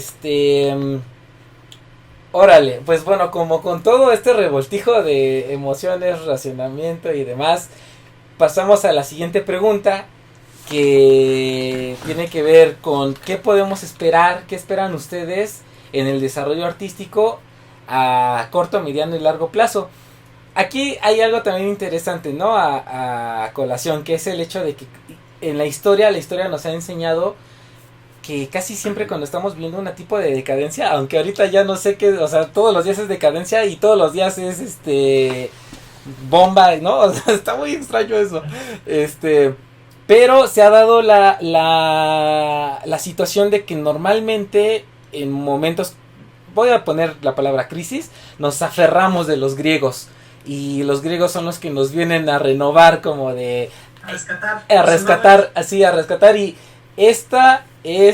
esto es lo bello, ¿no? Ya como olvídate de cualquier idea que tú tienes de belleza, esto es lo bello, y de ahí partimos de nuevo. Quiero preguntar, más bien viene con una pregunta implícita, ¿no? ¿Qué tanto la academia puede formar o deformar a un creador, ¿no? Porque si nos ponemos a pensar que, como dice Poncho, luego les meten un sistema muy cuadrado de adáptate a esto, porque esto es lo que rige, y que tanto nosotros lo podamos pues hacer trascender, ¿no? Es interesante lo que preguntas, Johnny. Curiosamente, yo hablaría de una experiencia personal. A mí me tocó dar clases el año pasado de dirección cinematográfica. Y uno de los principales problemas que te enfrentas como docente, ya nos dirá Pepe también porque él es docente, o igual el profesor Joaquín, que tienen mucha más experiencia que yo en ese aspecto, pero algo a lo que te enfrentas es justamente eso, ¿no? O sea, que yo voy a enseñarle a estas personas, a estos individuos que quieren introducirse dentro del arte cinematográfico, ¿no? ¿Cómo yo darles una opinión objetiva de algo que es completamente subjetivo, y de que cualquier propuesta que ellos me pudieran presentar, hablando de la definición general del arte, puede ser correcta? aunque a mí no me guste, ¿me explico? ¿Ante qué reglas y ante qué parámetros puedo formarlos ante esa realidad, ¿no? Y al final, pues bueno, lo que me terminó guiando, pues fue pues las estructuras iniciales, ¿no? A final de cuentas, todas las artes lo que tienen es una estructura de base en la cual trabajas. En la música tenemos el pentagrama, en la pintura tenemos las leyes de proporción, tenemos ¿cómo es esto? Tenemos la proporción áurea, tenemos la regla de los tercios, que de una u otra forma dan, o sea, tomarlos más como un punto de partida, más que como esto es lo que es y se acabó. Y en mi caso fue la teoría del montaje cinematográfico realizado por los soviéticos en los años 20, ¿no? Es toda esta estructura y todo este andamiaje de cómo ellos abordaban y de cómo ellos hicieron un estudio formal de la imagen intentando no meter apreciaciones subjetivas, sino manejarlo a través de las propias reacciones fisiológicas en un inicio y ya a partir de la fisiología empezar a desarrollar todo esto. Pero creo que sí es el dejar muy claro que si bien existe una teoría de cada una de las artes, esa teoría es simplemente un punto de partida con el cual puedes estar de acuerdo o puedes no estarlo. Y ambos puntos son válidos. Sí, bueno, yo ahí lo que sí creo es que cada vez se bloquean más los sentidos, ¿no? Y el pensamiento se hace más estrecho, ¿no? Y eso, creo que eso no debería prevalecer, al contrario, ¿no? Ampliar los sentidos y dar más pensamiento crítico, ¿no? Bueno, y ya para concluir con la pregunta que esperamos sobre el desarrollo de las artes, pues a corto plazo yo creo que dejar de alimentar al monstruo de la fantasía y las falacias, ¿no? De no meternos en esos mercados, no consumir, digamos, esos diálogos vacíos que pues, sabemos que prefieres consumir un producto, ¿no? Un platillo o usar una servilleta, ¿no? Son completamente cosas distintas, al menos desde mi percepción. Digo, si pudiéramos hacer una referencia entre un platillo y otro platillo que a lo mejor haga un chef y que haga una cocinera, pues ya podrías hacer una diferencia, ¿no? Pero creo que eso es plantear que son cosas completamente distintas. Una es de mercado y otra es de trascendencia personal, ¿no? Creo que en el mediano plazo, el renacer de las formas y los diálogos que lleven a nuevos entendimientos, ¿no? Creo que sí es bueno que nos cuestionemos y hagamos una profunda reflexión sobre el arte en la educación, o bueno, más bien la educación en el arte, ¿no? Cómo se forma y hacia dónde se va, hacia dónde se dirige, ¿no? Creo que más que respuestas me surgen más preguntas, ¿no?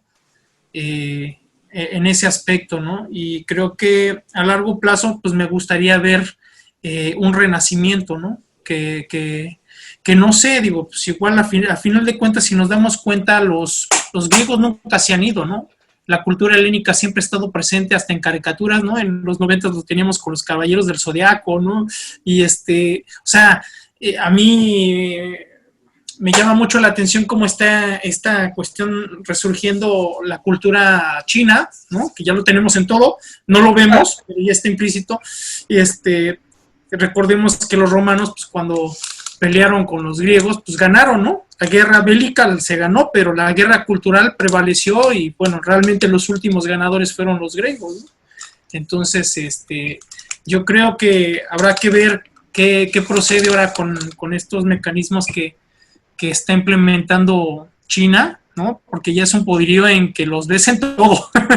Entonces, lo cual también se me hace bien, ¿no? Digo, ha sido una cultura bastante segregada, ¿no? A la cultura le debemos muchas cosas, la tinta china, el papel, la pólvora, ¿no? Desgraciadamente, ¿no? O agraciadamente, depende cómo se quiera ver, pero creo que un resurgir cultural muy interesante viene por venir, va a estar por venir, ¿no? Yo lo que espero es a corto, mediano y largo plazo que existan más obras. ¿A qué quiero llegar con esto? Haciendo un análisis de las expresiones artísticas, las obras artísticas que han surgido en los últimos años, la verdad es que han sido pocas realmente, desde mi perspectiva, claro está. Y dado que la pregunta es ¿qué espero yo a corto, mediano y largo plazo?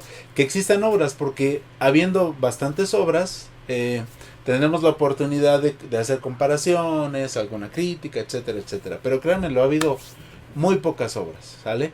Tan es así, y citando una vez más esta parte de Bad Bunny, que su música es, hasta donde puedo entender, catalogada como un reggaetón. ¿Estoy en lo correcto? Sí. El reggaetón hace uso de muchos recursos electrónicos, o sea, ya ni siquiera de músicos, no sé si me explico.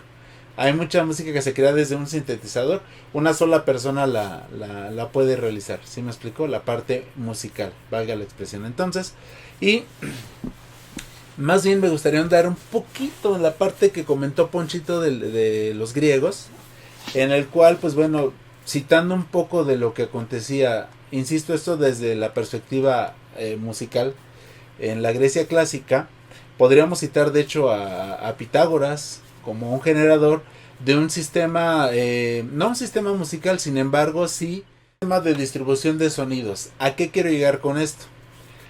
Lo que él hizo fue tomar, a grandes rasgos, una cuerda de ese tamaño.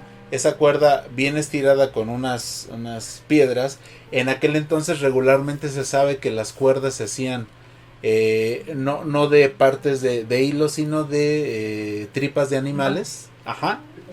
Entonces, bien retiradas con unas piedras, daba un sonido.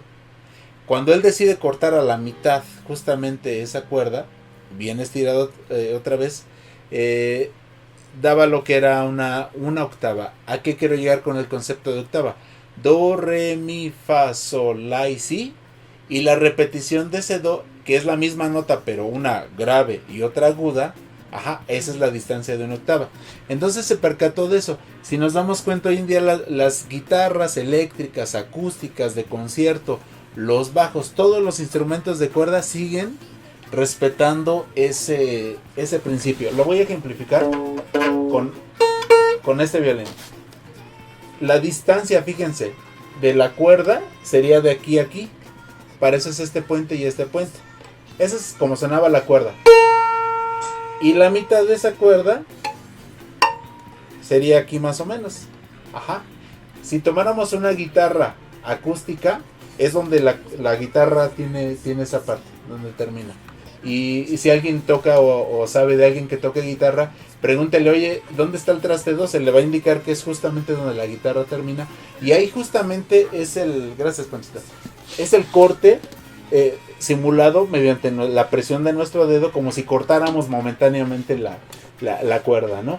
¿A qué quiero llegar con esto? Que muchas cosas que se experimentaron y que se patentaron, valga la expresión, en la antigüedad, se siguen respetando. O sea, menos sigue siendo más. Ajá, a eso va en razón mi comentario.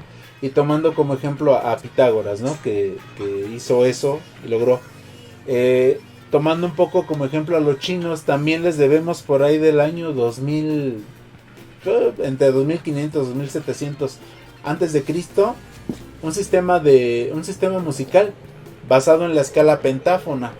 Se sabe que ellos tenían una medida estándar que equivaldría hoy en día a los 30 centímetros más o menos. Y algo que predomina por allá es el bambú. Entonces cortaron un trozo de bambú de aproximadamente 30 centímetros para nosotros. Y luego una tercera parte. Por eso solamente les alcanzó para 5 tubos. Si nos damos cuenta, ese es el mismo principio en América del Sur de la zampoña. Lo que no sabemos históricamente es quién lo inventó primero, no sé si me explico. Lo que suponemos, aclaro, es que tal vez de un lugar a otro haya llegado por comercio en la antigüedad. Pero bueno, eso tal vez sería otro punto. El último punto rescatable de los griegos, igual yo reconozco como músico, es que el concepto del músico en esa Grecia clásica era muy diferente al músico de hoy en día. El músico hoy en día es quien ejecuta un instrumento musical o quien puede cantar, ¿sí me explico? A grandes rasgos. En aquel entonces, al músico de esa época era al que se decía que estaba agraciado por las musas. De hecho, de ahí el nombre de las musas.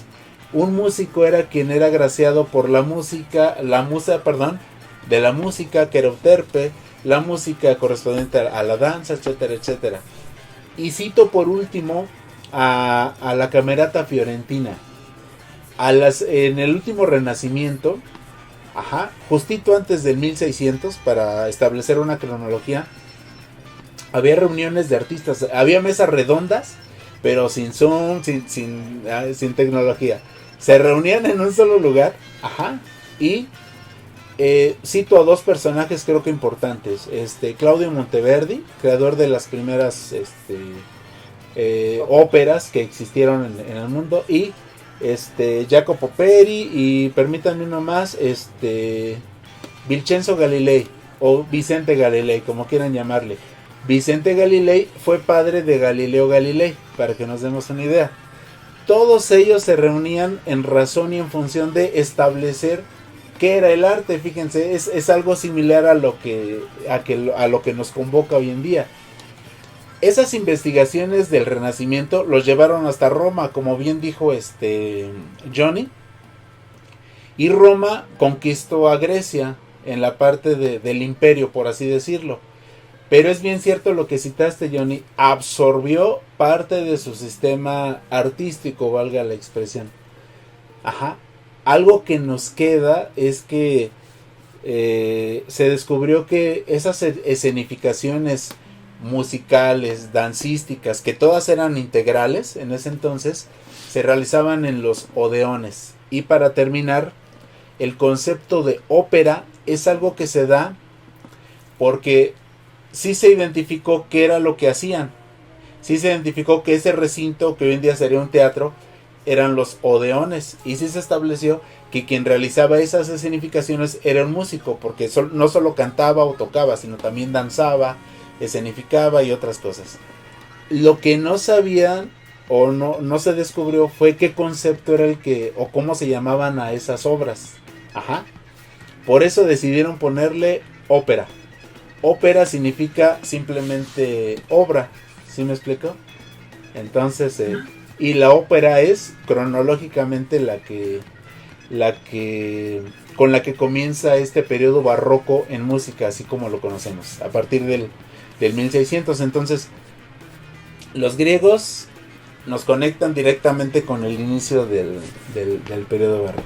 Esto que hay, ¿cuáles serían las expectativas del arte? Pues esto, para mí son grandes expectativas, porque ya de entrada pues, estábamos viendo que había una transformación en el discurso, estábamos viendo cambios, que toda esta parte que era como esa desacralización de lo que era este mundo contemporáneo, estamos viendo también, hablando lo que ustedes están comentando, la tecnología. No podemos hablar que no está la tecnología involucrada en nuestra vida cotidiana y hasta en el arte también, ¿no?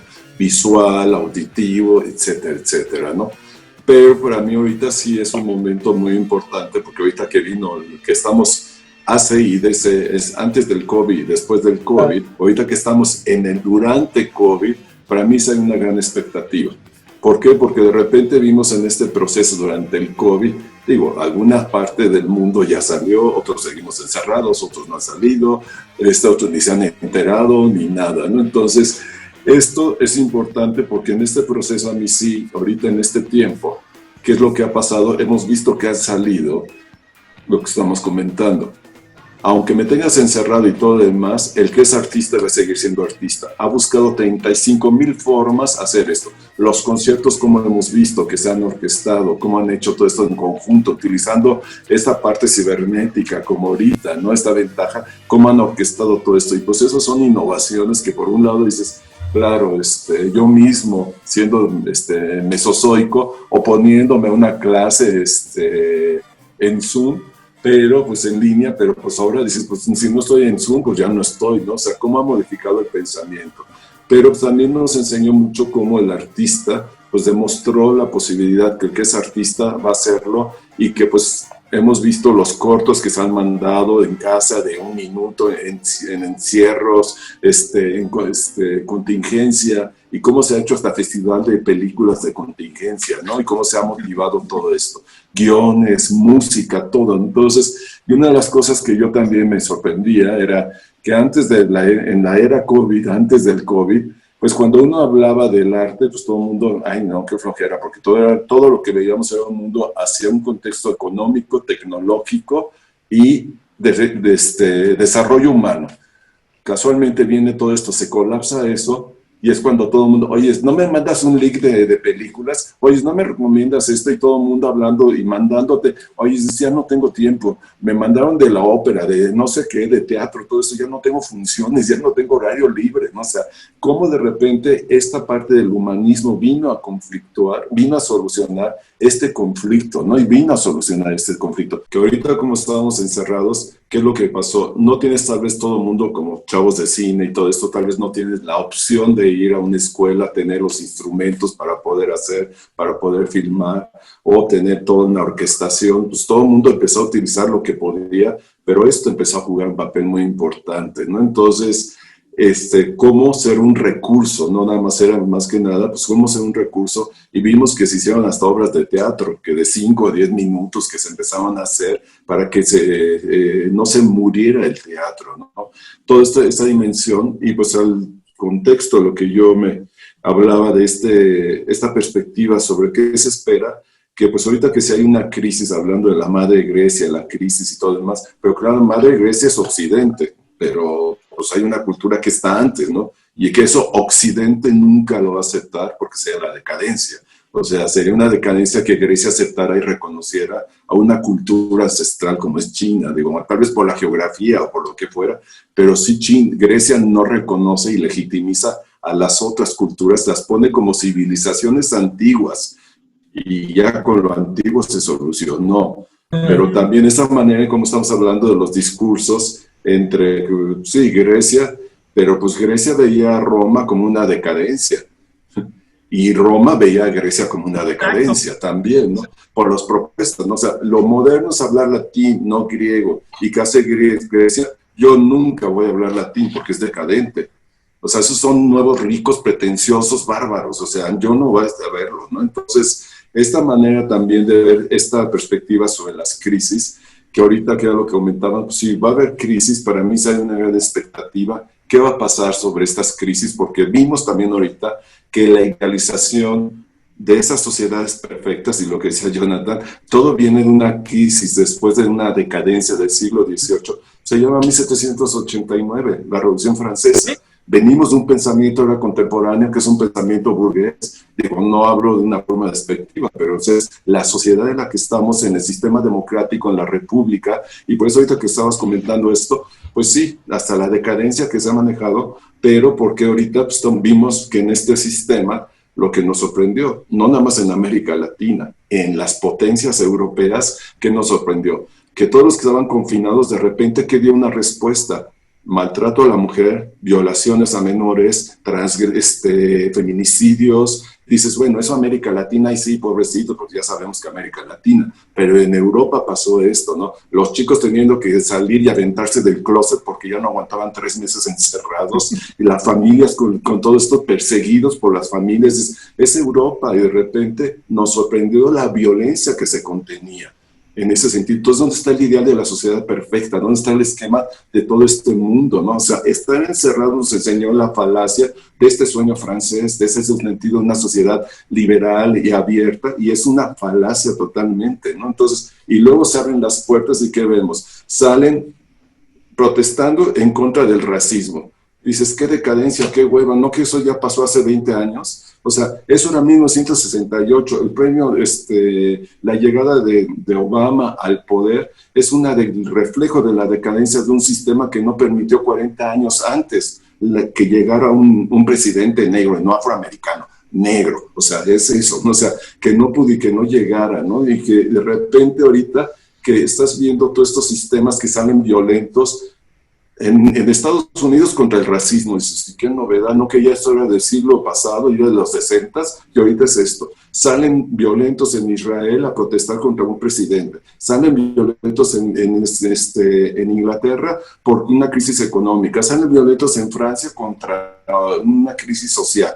Y salen violentos en Alemania porque hay un conflicto filosófico, porque me tapas la boca, y cuando me tapas la boca hay un conflicto de libertad del ser. Entonces no me voy a tapar la boca, ¿no? Entonces, y salen en Morelia a protestar porque el equipo Morelia se va a Cancún y se van y se mueren porque ¿cómo nos van a dejar a la ciudad de Morelia sin el equipo, no? Entonces fueron cuestiones que dices, no, es increíble cómo detonó crisis interna que más adelante pues tiene que ver en un reflejo que obviamente se tiene que expresar, ¿no? Mientras haya crisis, yo sí estoy esperando que haya un gran resurgimiento. ¿En qué manifestaciones? A lo mejor ya no son las clásicas.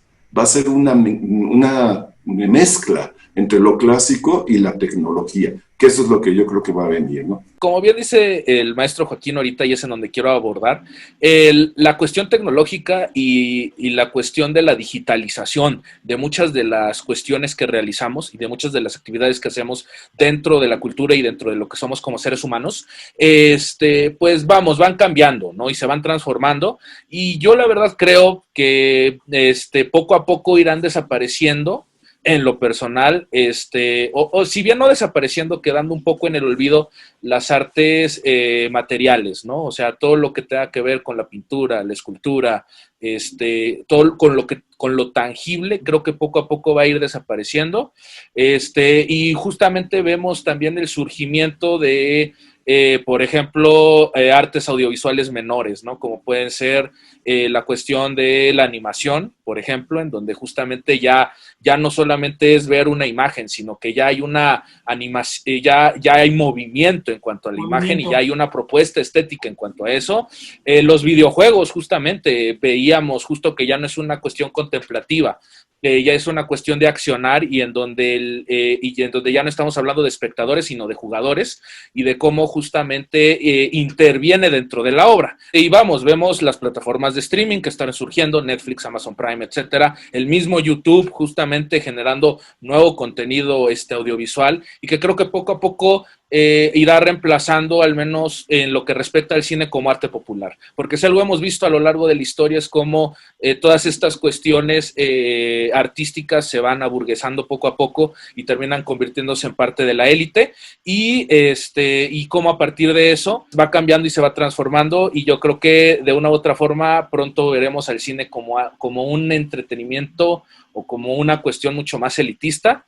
Y cómo se irá tomando por los medios alternativos al gran público.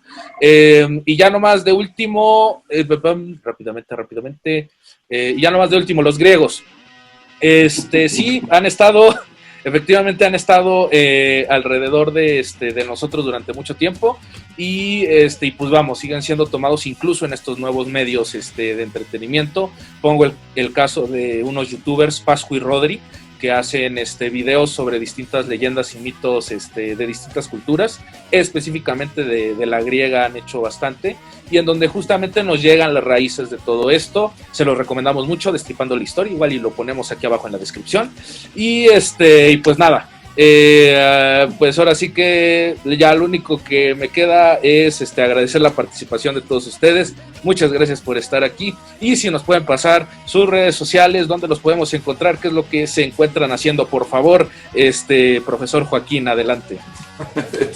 Uy, ¿cuántos minutos tengo? Espérate, no, bueno, yo más que nada soy clásico, yo me voy por mail, entonces ahí les van a poner Felipe, mi mail es jo.rubio1608@yahoo.fr, y pues ahorita lo que estoy haciendo pues es iniciando cursos de lo que es cine y arquitectura, haciendo una retrospectiva de lo que es el Festival de Berlín, de los grandes ganadores, viendo la transición de la ciudad de Berlín con el momento histórico y con los contextos del festival.